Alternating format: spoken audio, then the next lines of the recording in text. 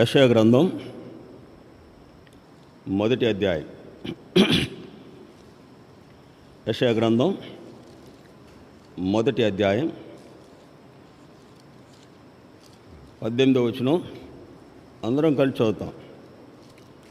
యెషయా గ్రంథం మొదటి అధ్యాయం 18, 19 వచనాలు. 18, 19, 20 వచనాలు, 3 వచనాలు చదువుతాం. యెహోవా ఈ మాట సెలవిచ్చున్నాడు, రండి మనము వివాదము తీర్చుకొందుము. మీ పాపములు రక్తము వలె ఎర్రని బయలును, అవి హిమము వలె తెల్లని వగును. కెంపు వలె ఎర్రని బయలును, అవి గొర్రెబొచ్చు వలె తెల్లని వగును. మీరు సమ్మతించి నా మాట వినిన ఎడల మీరు భూమి యొక్క మంచి పదార్థములను అనుభవింతురు. సమ్మతింపక తిరగబడిన ఎడల నిశ్చయముగా మీరు ఖడ్గము పాలగుదురు. యెహోవా ఇలాగునే సెలవిచ్చుచున్నాడు. ఇలా ఈ చదువుబడిన వాక్య భాగంలో దేవుడు ప్రజలందరికీ ఇస్తున్నటువంటి ఆహ్వానం, లోకంలో ప్రజలందరికీ ఇచ్చేటువంటి ఆహ్వానాల్లో పరస్పర అభిమానాలు, సంతోషాలు వ్యక్తపరచబడుతున్నట్లుగా చూస్తాం.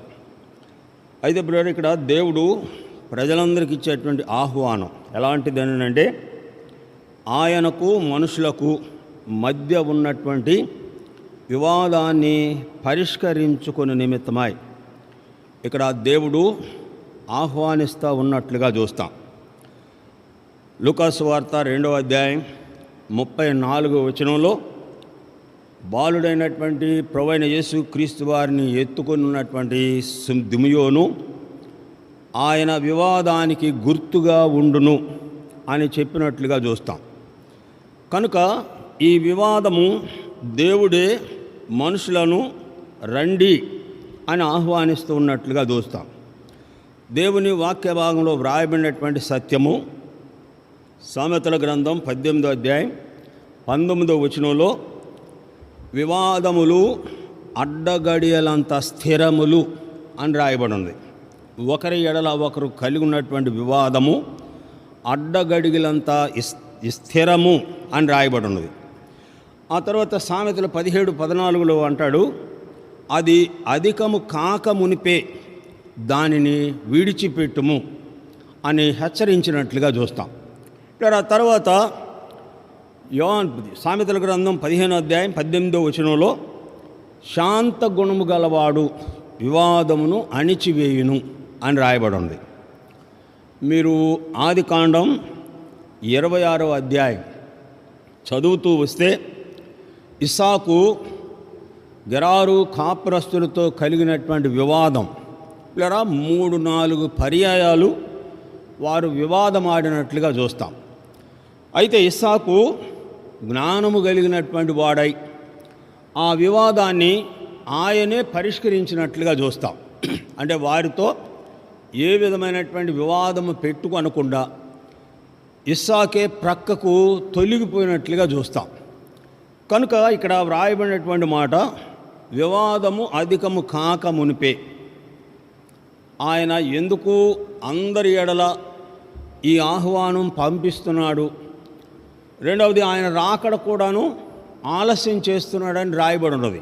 2వ పేతురు పత్రిక 3వ అధ్యాయం 9-10 వచనాల్లో వ్రాయబడిన మాట, అందరి ఎడల దీర్ఘశాంతము గలవాడై ఆయన ఎవరును నశించుట ఆయన చిత్తము కాక అందరి ఎడల దీర్ఘశాంతము గలవాడై తన రాకడను ఆలస్యం చేయుచున్నాడు అని రాయబడి ఉన్నది. కనుక ఇక్కడ దేవునికి మనుషునికి మధ్య ఉన్నటువంటి వివాదం ఏమిటి అంటే గమనించండి. మొదటిదిగా ఇర్మియా గ్రంథం 2వ అధ్యాయం, ఇర్మియా గ్రంథం 2వ అధ్యాయం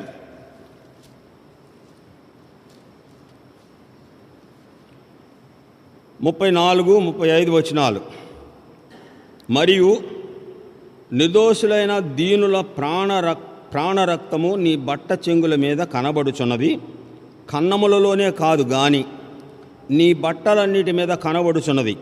అయినను నీవు నేను నిర్దోషిని, నిశ్చయముగా ఆయన కోపము నా మీద నుండి తొలగిపోయినని చెప్పుకొనుచున్నావు.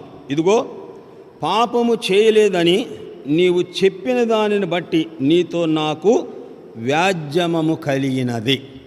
ఇప్పుడు దేవునికి మనుషుడికి మధ్య ఉన్నటువంటి వివాదం, మనుషుడు తనంతట తానే నేను పరిశుద్ధుడను, నా యందు ఏ దోషము లేదు అని మనుషుడు తనను తానే సమర్థించుకుంటున్నట్లుగా చూస్తాం. అయితే వీళ్ళరా, దేవుని యొక్క దృష్టిలో మనుషుడు చేసినటువంటి ప్రతి పాపము ఆయన దృష్టిలో కనబడుతున్నట్లుగా చూస్తాం. కీర్తనల గ్రంథం 90వ కీర్తనలో మోషే చెప్పినటువంటి మాట, మా రహస్య పాపములు నీ ముఖక్రాంతిలో కనబడుచున్నవి అని రాయబడినది. మనుషుడు చేసేటువంటి ప్రతి రహస్యమైనటువంటి పాపమంతా కూడాను దేవునికి బట్టబయలుగా కనబడుతున్నట్లుగా చూస్తాం. అయితే ప్రజల్లో ఉన్నటువంటి ఆ అనుభవం, నేను పాపము చేయలేదు అనేటువంటి మాట మనుషుల్లో అక్షరాల జరుగుతున్నట్లుగా చూస్తాం. మీరు యోహాను సువార్త 9వ అధ్యాయంలో పుట్టుగుడ్డివాణ్ణి ప్రభు స్వస్థపరిచిన తరువాత యేసు ప్రభు ఆ పుట్టుగుడ్డివాడి దగ్గరికి వెళ్ళి, నీవు అధిక పాపము చేయకుండానట్లు నీకు మేలు చేసినటువంటి వారిని నువ్వు తెలుసుకొనుము అని చెప్పిన తర్వాత, ప్రభు ఆయన ఎవరో నాకు తెలియదు అన్నప్పుడు, నీవు ఆయనతో మాట్లాడుతున్నావు, ఆయనను చూస్తున్నావు. చూడండి, 9వ అధ్యాయం యోహాను సువార్త 9వ అధ్యాయం. యోహాను సువార్త 9వ అధ్యాయం 38వ వచనం. అంతటా వాడు, ప్రభువా, నేను విశ్వసించున్నానని చెప్పి ఆయనకు మ్రొక్కెను. అప్పుడు యేసు, చూడని వారు చూడవలెను, చూచువారు గ్రుడ్డివారు కావలెను అను తీర్పు మీ నిమిత్తము నేను లోకమునకు వచ్చి తినని చెప్పాను. ఆయన యొద్దనున్న పరిచయులలో కొందరు ఈ మాట విని, మేము గుడ్డివారమా అని అడిగిరి. అందుకు యేసు, మీరు గ్రుడ్డివారైతే మీకు పాపము లేకపోవును గాని ఉన్నదని చెప్పాను.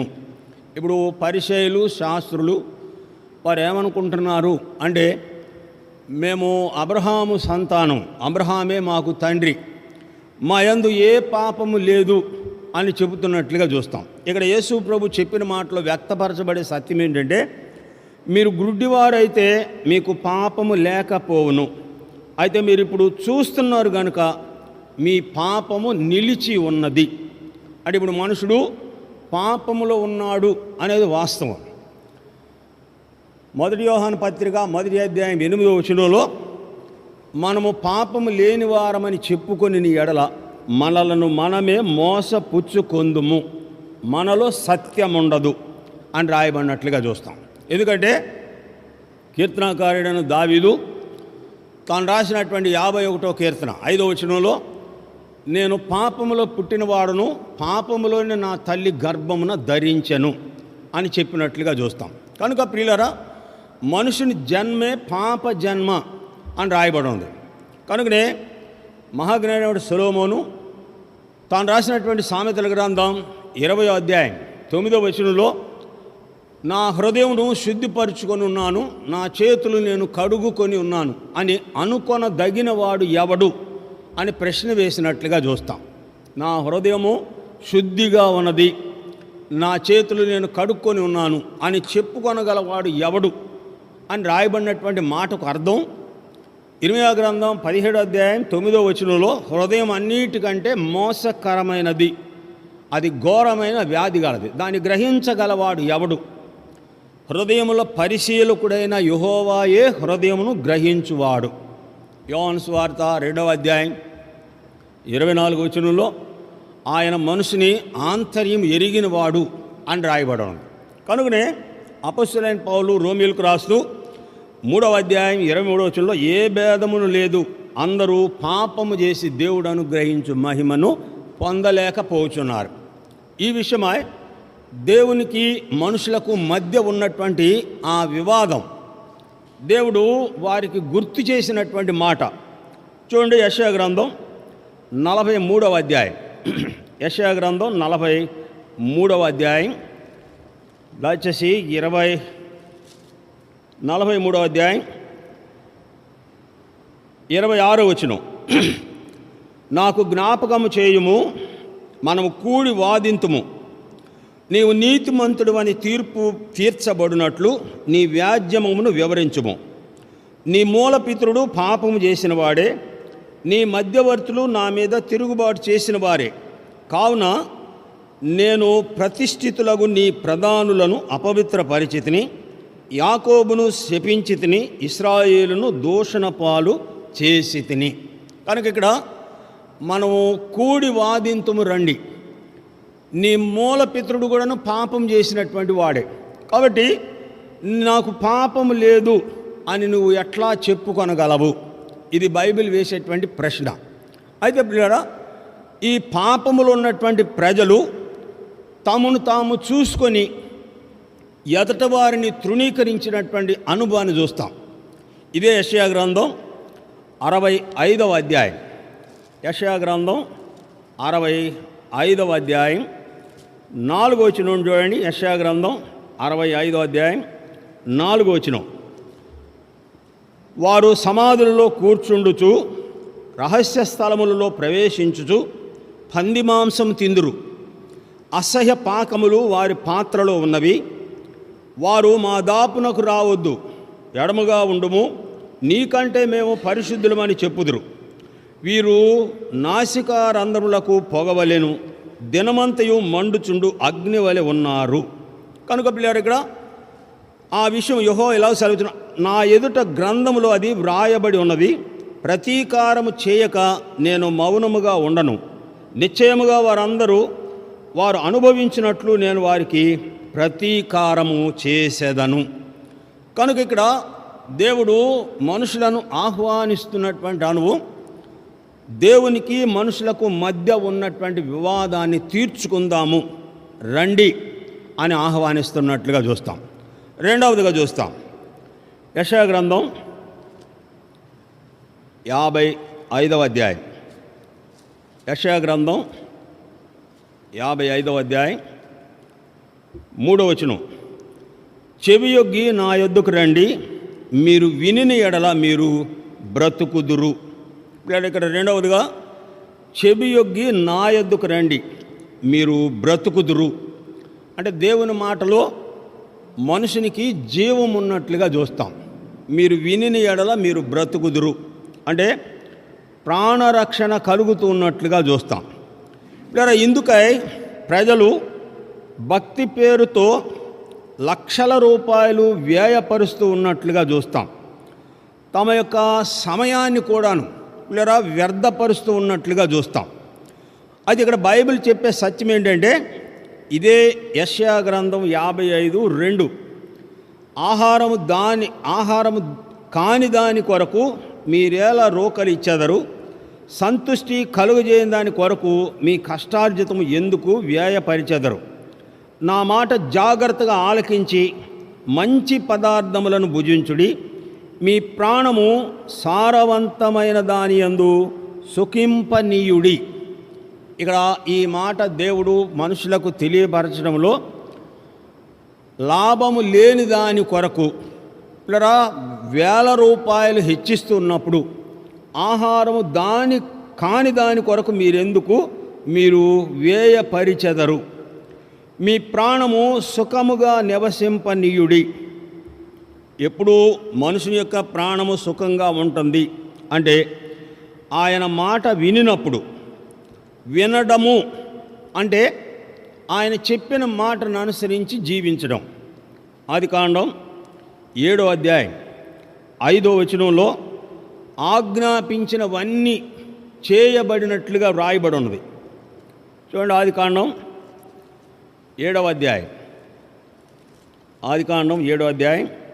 5వ వచనం. తనకు యెహోవా ఆజ్ఞాపించిన ప్రకారము నోవాహు యావత్తు చేసెను. అది వినడం అంటే.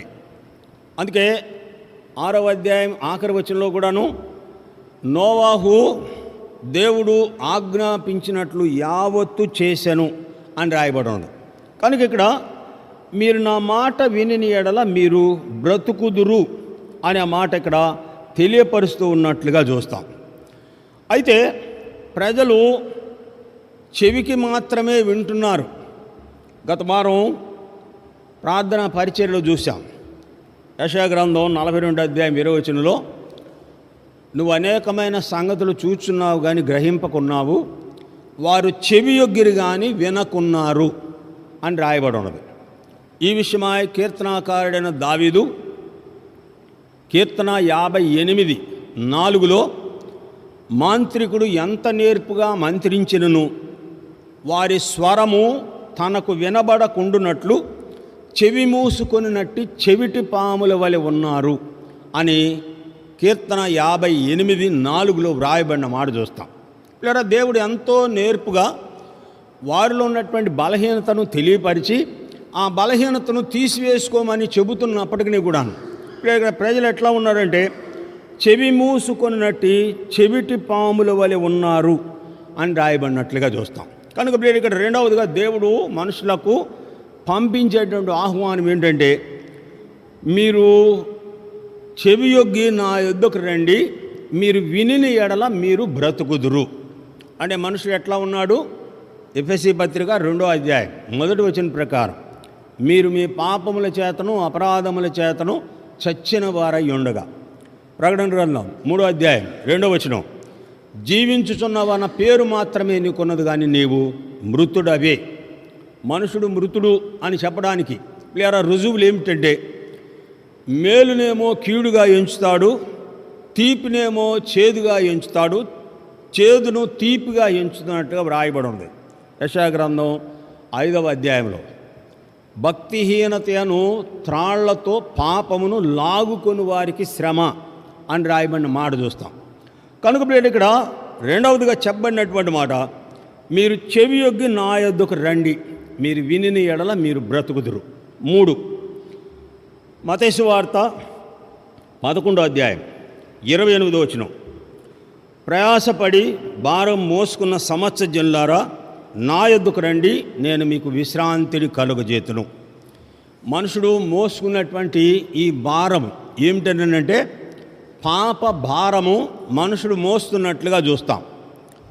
మీరు ఆదికాండం 18వ అధ్యాయం 20వ వచనంలో దేవుడు అబ్రహాముతో మాట్లాడుతూ సొదొమ గొమొర్రాల పాపము భారమైపోయినది, దానికి తీర్పు తీర్చడానికి మేము వచ్చి ఉన్నాము అని చెప్పిన మాట చూస్తాం. కనుక లేదా మనుషుని యొక్క పాప భారము తానే మోసుకొని వెళుతున్నట్లుగా చూస్తాం. నా యొద్దకు రండి అంటే ఇప్పుడు మనుషులు ఎవరి ఆధీనంలో ఉన్నారు అంటే, యోహాను రాసిన మొదటి పత్రిక 5వ అధ్యాయం 19వ వచనంలో మనము దేవుని సంబంధులము లోకమంతా దుష్టుని యందు పడి ఉన్నదని ఎరుగుదుము అని రాయబడి ఉంది. లోకమంతా ఎక్కడున్నదంటే దుష్టుని యందు పడి ఉన్నది. ప్రభువైన యేసుక్రీస్తు వారు కూడాను యోహాను సువార్త 8వ అధ్యాయం 44వ వచనంలో మీరు మీ తండ్రి యగు అపవాది సంబంధులు, మీరు మీ తండ్రి యొక్క దురాశలను నెరవేర్చగోరుదురు, వాడు ఆది నుండి సత్యమందు నిలిచిన వాడు కాడు, వాడు అబద్ధికుడును అబద్ధమునకు జనకుడునై ఉన్నాడు. కనుక ఇప్పుడు యేసు ప్రభు నా యొద్దకు రండి అంటే ఆయన యొద్దకు వచ్చినటువంటి వారికి నిత్య విశ్రాంతిని అనుగ్రహించేటువంటి దేవుడు. ఆయన దగ్గరకు రాకపోతే నిత్యాగ్నిలో మండేటువంటి అనుభవమే వారు కలిగి ఉంటున్నట్లుగా చూస్తాం. ఇది ప్రత్యక్షంగా లూకాసు వార్త 16వ అధ్యాయంలో ఉన్న ధనవంతుడు పాతాళంలో యాతన పడుతూ ఉన్నట్లుగా చూస్తాం. కనుక ఇక్కడ ఏమంటాడంటే, నా యొద్దకు రండి, నేను మీకు విశ్రాంతిని కలుగజేతును అని ఇక్కడ వ్రాయబడినట్లుగా చూస్తాం. కనుకనే కీర్తనాకారుడైన దావీదు 34వ కీర్తన 4వ వచనంలో కీర్తనకారుడు 38:4లో నేను మోయలేని భారము నా మీద మోపబడి ఉన్నది అంటే మూర్ఖత వలన కలిగినటువంటి పాపం వలన మోయలేనటువంటి భారము దావీదు మీద మోపబడి ఉన్నది అని చెప్పబడినట్లుగా చూస్తాం. ఈ మోపబడినటువంటి భారాన్ని ఎవరి మీద వేయమని సెలవీయబడుతుందంటే, కీర్తన 55 23లో ఏమంటాడు? నీ పనుల భారం, నీ భారము యెహోవా మీద మోపుము, ఆయనే నిన్ను ఆదుకొనును. ఇదే విషయమై పేతురు రాసిన మొదటి పత్రిక 5వ అధ్యాయం 8వ వచనంలో ఆయన మిమ్మును గూర్చి చింతించుచున్నాడు, మీ చింత యావత్తును ఆయన మీద వేయుడి. కనుక ఇక్కడ దేవుడు యేసు ప్రభు ఆహ్వానించేటువంటి ఆహ్వానంలో ఏమున్నదంటే మనుషులందరి భారాన్ని ఆయన భరిస్తూ ఉన్నట్లుగా వ్రాయబడి ఉన్నది. దేవుని వాక్య భాగంలో వ్రాయబడినటువంటి మాట యోహాను సువార్త 1వ అధ్యాయం 29వ వచనంలో, ఇదిగో లోక పాపమును మోసుకొని పోవు దేవుని గొర్రె పిల్ల అని ఆయన గురించి చెప్పబడినట్లుగా చూస్తాం. కనుక ప్లేయర్ ఇక్కడ మూడవదిగా యేసు ప్రభువు కూడాను మనుషులందరినీ ఆయన వద్దకు ఆహ్వానిస్తూ ఉన్నట్లుగా చూస్తాం. 4వదిగా చూస్తాం. చూడండి, యోబు గ్రంథం 34వ అధ్యాయం. యోబు గ్రంథం 34వ అధ్యాయం 2-3 వచనాలు. జ్ఞానులారా నా మాట వినుడి, అనుభవశాలులారా నాకు చెవియొగ్గుడి.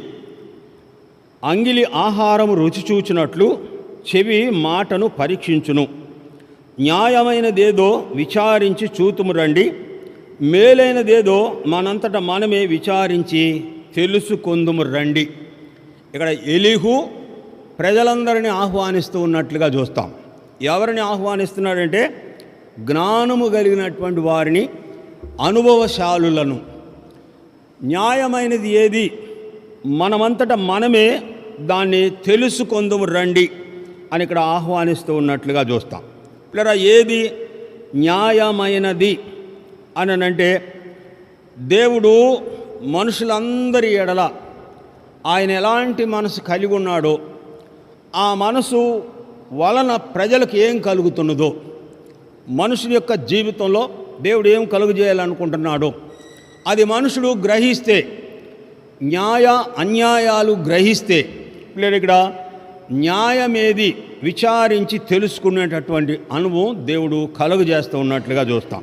దేవుని వాక్య భాగంలో లూకాసు వార్త 23వ అధ్యాయం 41వ వచనంలో, పాపానికి శిక్ష తప్పదు, తప్పించుకొనుటకై దేవుడే వారికి మార్గము ఏర్పరుస్తూ ఉన్నట్లుగా చూస్తాం.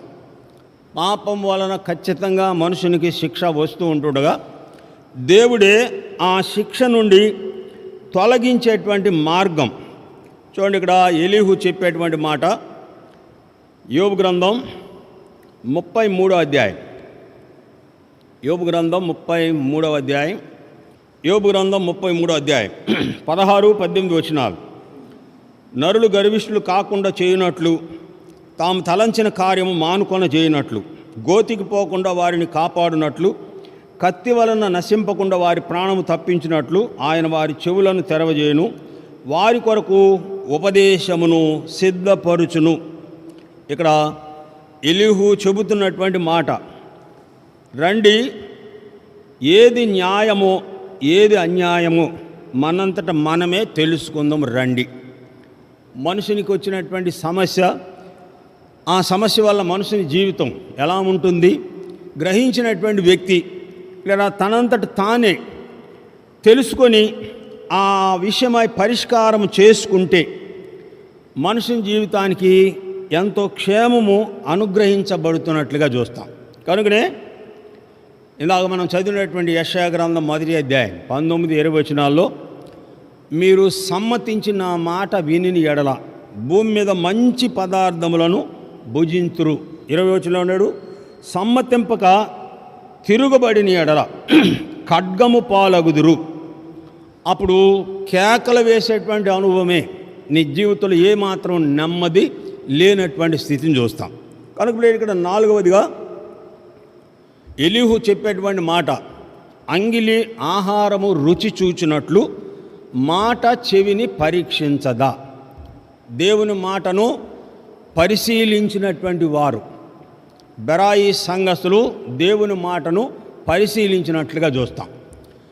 ఆహార పదార్థాలు రుచి ఎట్లాగైతే నోరు చూస్తుందో అట్లాగే మనుషుడు చెవి వినబడుతున్నటువంటి మాటను పరీక్షించాలి.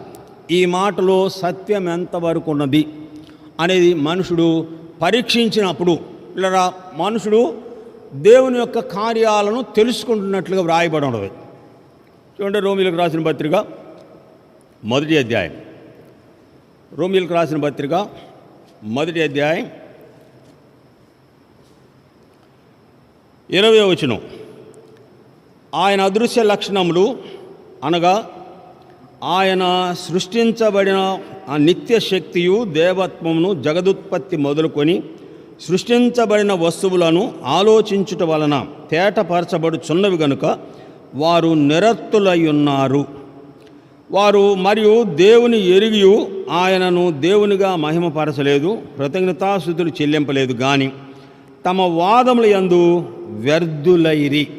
కనుక ఇక్కడ ఆయన సృష్టించినటువంటి వస్తువులను పరీక్షించుట ద్వారా లేక ఆయన మాటను పరీక్షించుట ద్వారా, ఆయన మాట మనుషులు ఏం కలుగజేస్తుంది అంటే ఆయన మాటే మనుషులు జీవితాన్ని జీవింపజేస్తున్నట్లుగా చూస్తాం.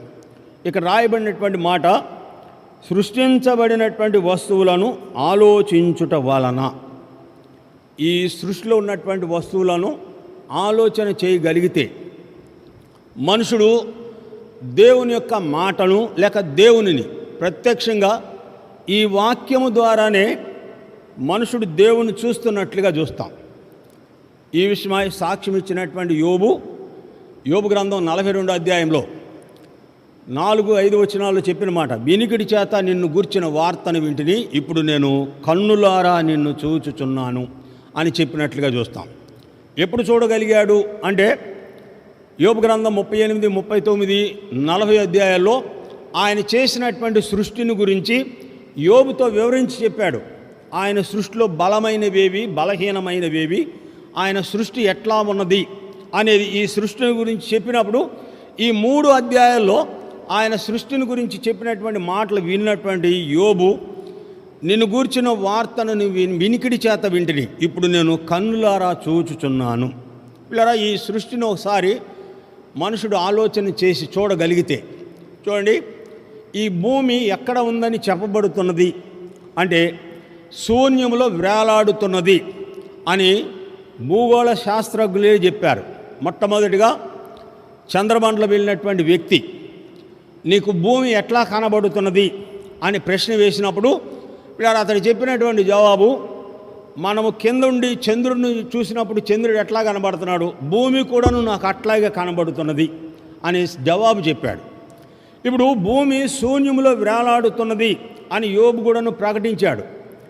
ఈ శూన్యములో వేలాడుతున్నటువంటి ఈ భూమి చుట్టూ ఉన్నటువంటి సముద్రము, దాని లోతు, జలచరాలు ఇవన్నీ ఎట్లాగా శూన్యంలో వేలాడుతున్నది అని ఆలోచన చేయగలిగితే, అందుకే యోబు అంటాడు, యోబు గ్రంథం చూడండి, యోబు గ్రంథం 12వ అధ్యాయం, యోబు గ్రంథం 12వ అధ్యాయం 8వ వచనం, భూమిని గూర్చి ధ్యానించిన ఎడల అది నీకు బోధించును, సముద్రంలోని చేపలను నీకు దాన్ని వివరించును, వీటన్నిటిని బట్టి యోచించుకొని నీ ఎడల యెహోవా హస్తము వీటి కలుగజేసినని తెలుసుకొనలేని వాడు ఎవడు.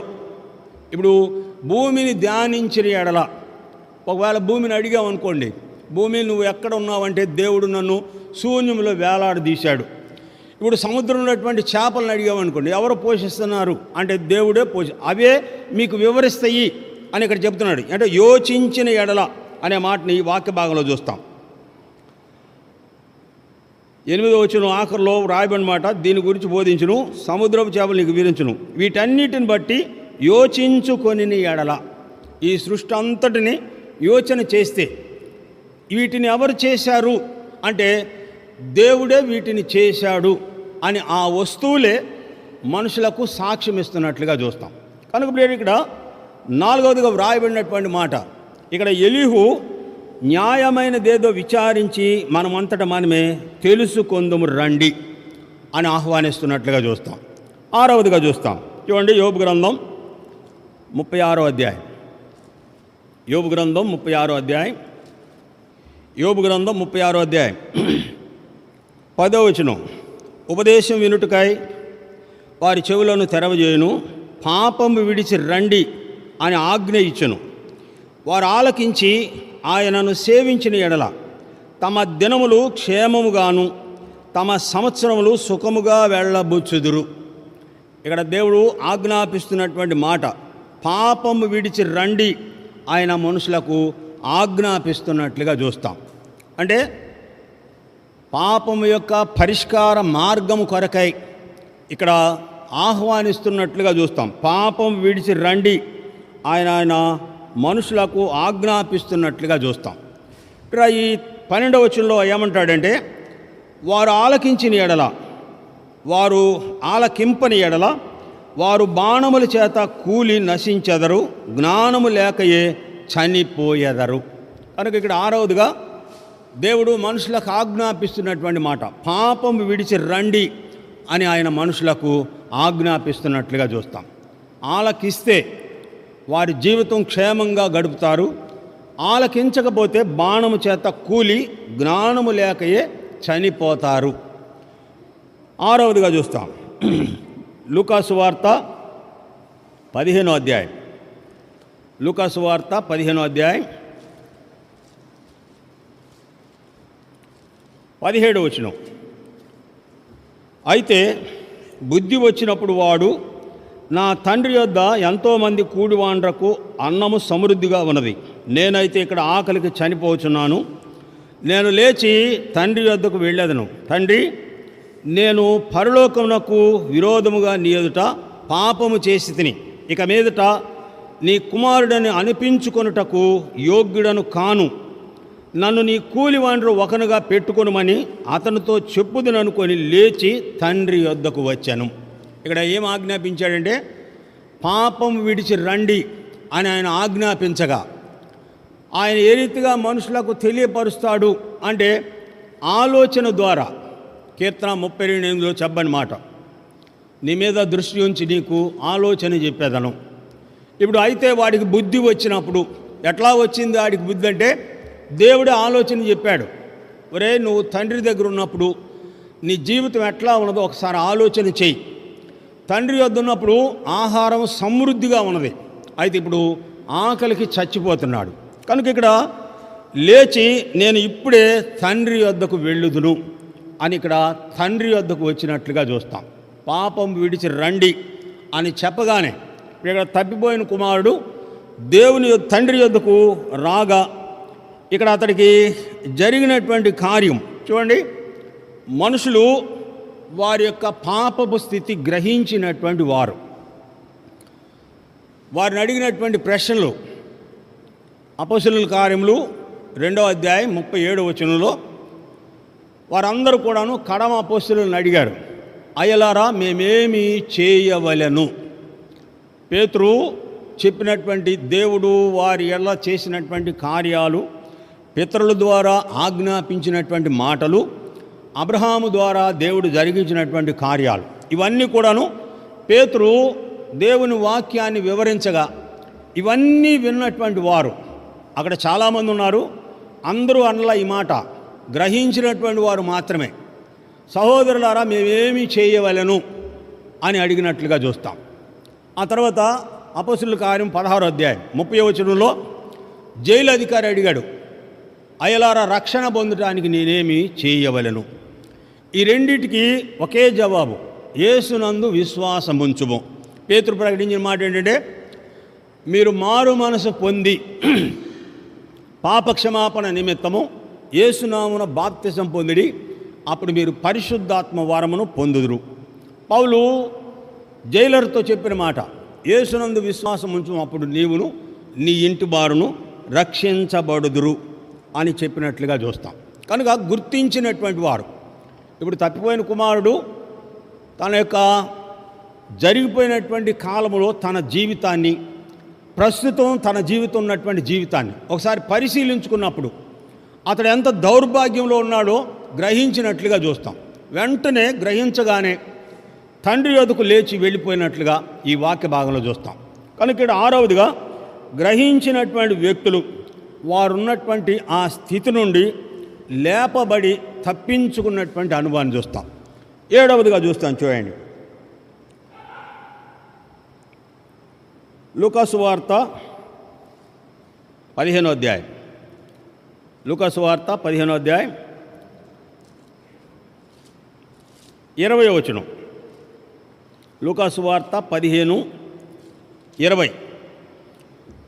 వాడెంకను దూరముగా ఉన్నప్పుడు తండ్రి వానిని చూచి కనికరపడి పరిగెత్తి వాని మెడ మీద పడి ముద్దు పెట్టుకొనెను. ఈ ముద్దు క్షమాపణకు సూచనగా చూస్తాం. ఎవరైతే పాపం విడిచి దేవుని దగ్గరకు వస్తారో వారిని దేవుడు క్షమిస్తూ ఉన్నట్లుగా చూస్తాం. ఈ ముద్దు క్షమాపణకు గుర్తు. దేవుని వాక్య భాగంలో వ్రాయబడినటువంటి మాట కీర్తన 86:5వ వచనంలో, ఆయన క్షమించుటకు సిద్ధమైన మనసు కలిగినటువంటి వాడు. తండ్రి మీద వ్యాజ్యమాడి ఆస్తి తీసుకొని దూర ప్రాంతాలకు వెళ్ళి దుర్వ్యాపారం వల్ల పాడు చేసుకున్నటువంటి కుమారుడు తిరిగి వచ్చి తన యొక్క తప్పును ఒప్పుకొనగా అతడి మెడ మీద పడి ముద్దు పెట్టుకున్నట్లుగా ఈ వాక్య భాగంలో చూస్తాం.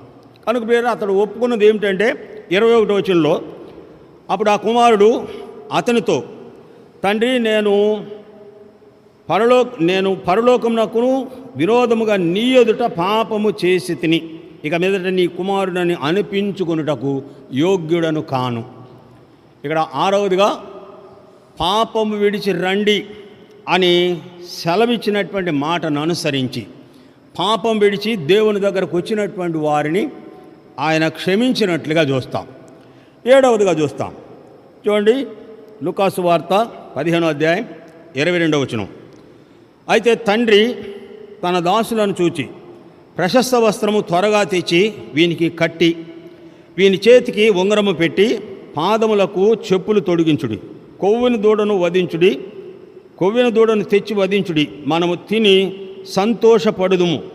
ఈయన కుమారుడు చనిపోయి మరలా బ్రతికెను, తప్పిపోయి దొరికెనని చెప్పాను. అంతటా వారు సంతోషపడసాగిరి. కనుక ఇక్కడ ప్రశస్త వస్త్రము తెచ్చి వీన్ని అలంకరించుడి. ఈ ఉంగరము పరిశుద్ధాత్మకు గుర్తుగా చూస్తాం. ఎఫెసీ పత్రిక 1వ అధ్యాయంలో మీరు ఆత్మచేత ముద్రించబడితిరి అని రాయబడి ఉంది. ఇక్కడ ప్రశస్త వస్త్రం తెచ్చి వీనికి కట్టబెట్టుడి.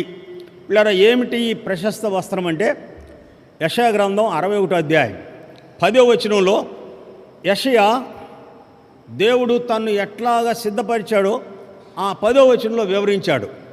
యెషయా గ్రంథం 61వ అధ్యాయం 10వ వచనం, శృంగారమైన పాగా ధరించుకున్న పెండ్లి కుమారుని రీతిని, ఆభరణములతో అలంకరించుకున్న పెండ్లి కుమార్తె రీతిని ఆయనను రక్షణ వస్త్రముతో నాకు ధరింపజేసెను, నీతి అను పైబట్ట నాకు ధరింపజేసెను. కాగా యెహోవాని బట్టి మహానందముతో నేను ఆనందిస్తున్నాను, నా దేవుని బట్టి నా ఆత్మ ఉల్లసించుచున్నది. వారు సంతోషపడసాగిరి.